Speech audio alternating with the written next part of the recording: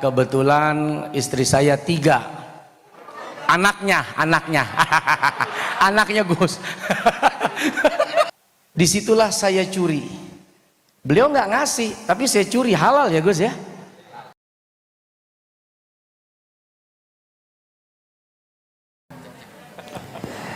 Ustadz Sulmet ini luas ini kalau ngaji pakai bahasa Indonesia, nggak kayak saya ini. Izin ya Ustadz, kasih ilmu ini garangan-garangan ini Ustadz, silahkanlah. Mohon maaf Ustadz, monggo ngapunten.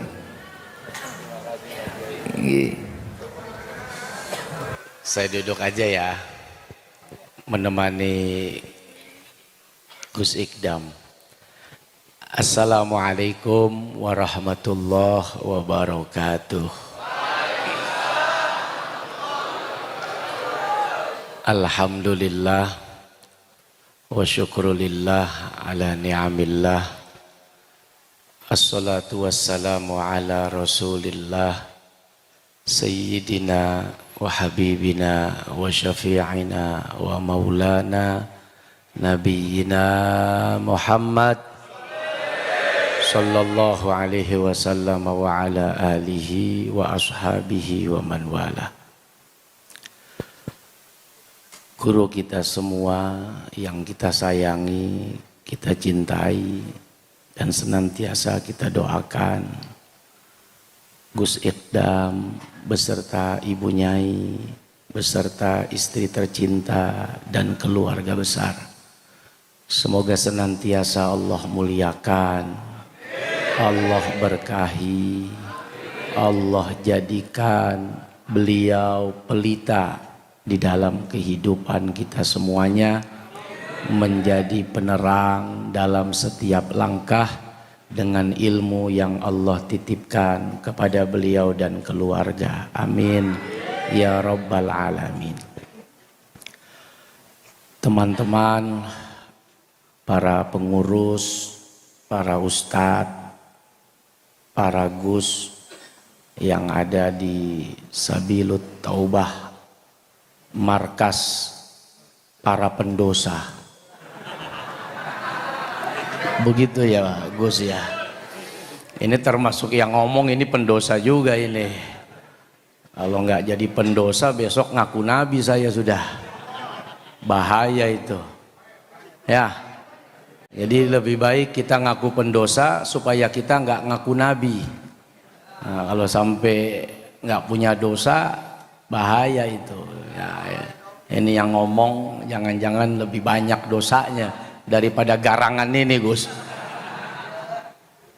Alhamdulillah saya dan istri datang.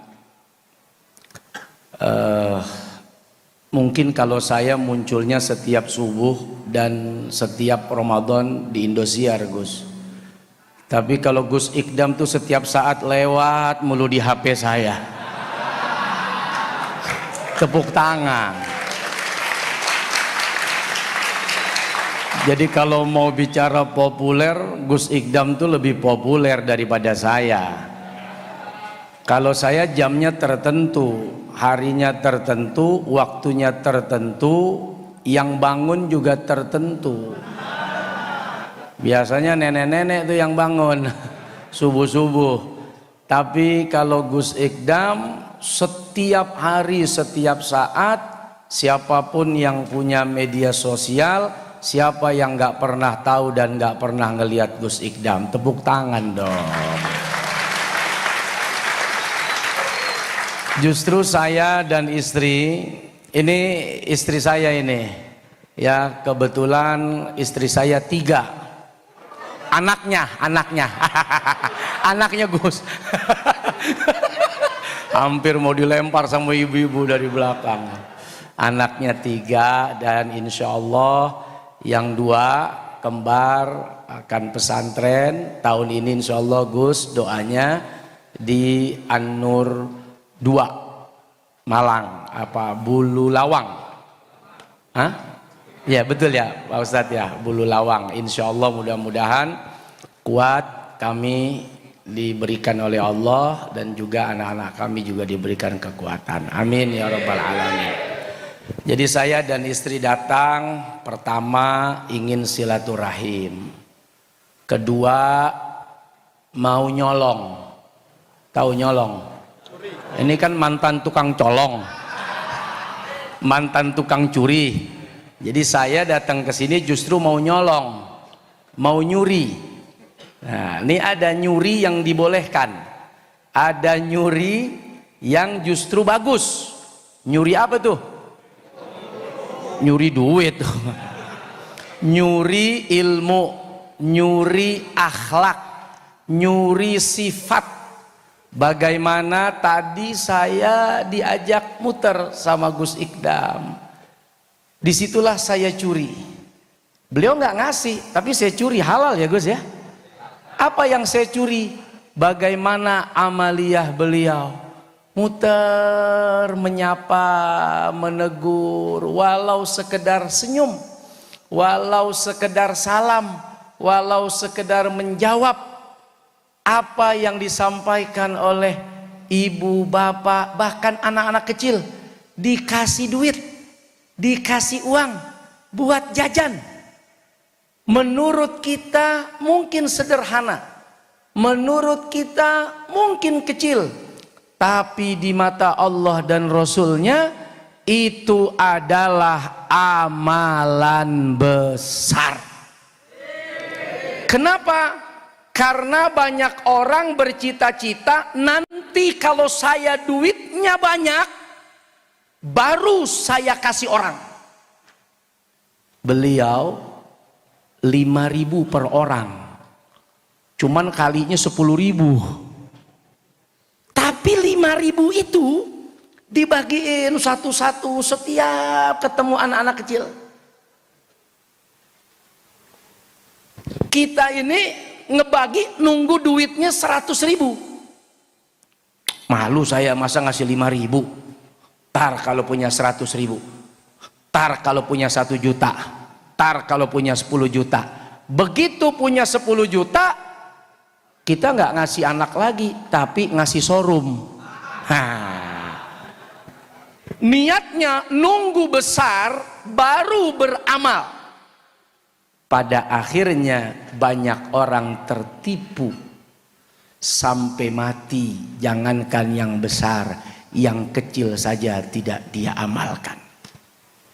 Tapi beliau tadi Masya Allah 5.000, 5.000, 5.000, 5.000, 5.000, 5.000. Anak-anak kecil gembira, senang, idkhulus surur, menyenangkan hati orang. Itu yang mahal. Dan itulah yang menjadi kafarat, penghapus. Bagaimana ada seorang ayah datang kepada Nabi ngadu kan tentang dosa-dosanya, ketika ditanya nggak mau nyebut, mungkin karena malu. Akhirnya pulang nih orang. Datang malaikat Jibril menginformasikan kepada Nabi, ternyata orang itu sudah diampuni oleh Allah. Apa kafaratnya? Menyenangkan anaknya. Anaknya di rumah dibawain makulat, makanan ringan, receh. Apa di sini makanan yang murah Gus? Kira-kira pecel, pecel apalagi Pak, lemper. Coba saya mau tanya nih, banyak nggak orang tua, bapak yang malu bawain pecel atau pisang goreng atau lemper sama anaknya? Oh nanti kalau punya duit beli ayam pop, rock, dangdut, jazz baru. Nungguin punya uang beli ayam pop baru. Niat nyenengin anak pulang ke rumah. Padahal pisang goreng aja bisa menghapus dosa. Padahal pecel martabak yang murah. Atau ada rambut nenek-nenek, tahu rambut nenek-nenek? Macam gulali, kita malu bawanya. Masa buat anak cuma gulali, masa buat anak cuma permen, malu. Ternyata gulali yang murah, permen yang murah, mungkin anggur yang hanya sekedar 3 butir jeruk yang hanya satu buah itu, yang kita malu membawanya karena kita anggap remeh. Ternyata itu yang menghapus dosa-dosa kita di sisi Allah. Makanya tadi saya diajak keliling sama Gus Ikdam. Saya bilang, Gus, ya Allah, Gus modal enggak. Artinya beliau punya uang, tidak modalin pedagang, tidak. Malah Gus bilang, saya malah nggak punya warung di sini. Tapi berapa keluarga yang hidup bisa makan anaknya, bisa makan istrinya, mungkin bisa bayar hutang dan selamat dari kecelakaan ekonomi sebab adanya Sabilut Taubah yang diadakan oleh beliau di markas ini.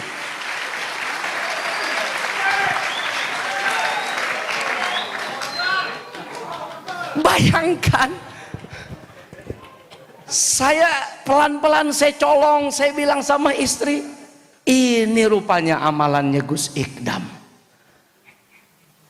Itu yang dagang baju, yang dagang air, yang dagang kue, yang dagang makanan. Beliau nggak modalin, beliau hanya modal waktu dan ilmu setiap Senin dan Kamis ya Gus. Berapa ribu orang yang ekonominya hidup, anaknya bisa sekolah, istrinya bisa nambah. Lo baru pisang goreng laku aja mau nambah lo. Ini garangan emang bener-bener nih Gus. Baru jual pisang goreng laku sehari udah mau nambah istrinya.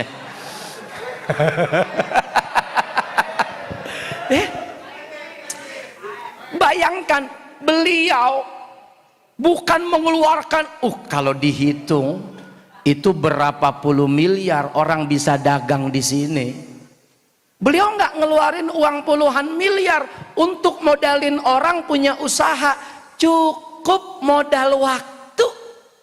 Senin Kamis ribuan orang selamat ekonominya. Kelihatannya sepele.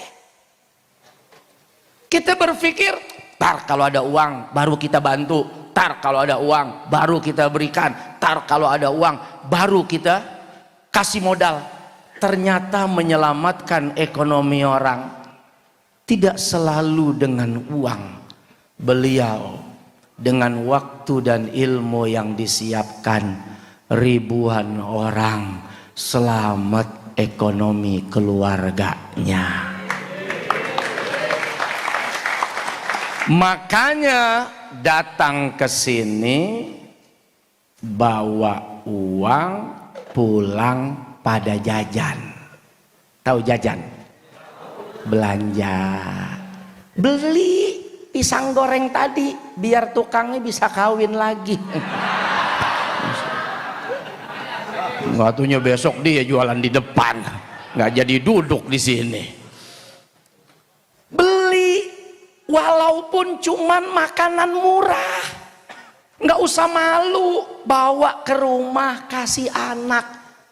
Itu yang bikin dosa kita diampuni oleh Allah Subhanahu wa Ta'ala. Riwayat tadi itu menunjukkan orang ini mau cerita ke Nabi tentang dosanya, dia malu, nggak mau cerita. Itu menunjukkan bisa jadi dosa yang dilakukan begitu besar atau dosa yang dilakukan begitu memalukan sehingga dia tidak berani menyampaikan kepada Nabi. Tapi ternyata kabar datang dari Jibril hanya dengan makanan ringan buat anaknya. Dosa-dosa tadi diampuni oleh Allah. Makanya yang dagang di sini nggak ada yang dagang mobil. Ya ada dagangnya dagang murah semua. Dagang kain, dagang air, dagang permen, dagang minuman, makanan, biar kita pulang. datang dapat ilmu, pulang bawa ampunan dosa. Coba, dosa apa yang kita kerjain dari Senin ke Kemis? Dari Senin sampai Kemis, banyak nggak dosa yang kita lakukan? Banyak. Kemis ke Senin lagi banyak nggak? Apalagi malam Minggu. Wow.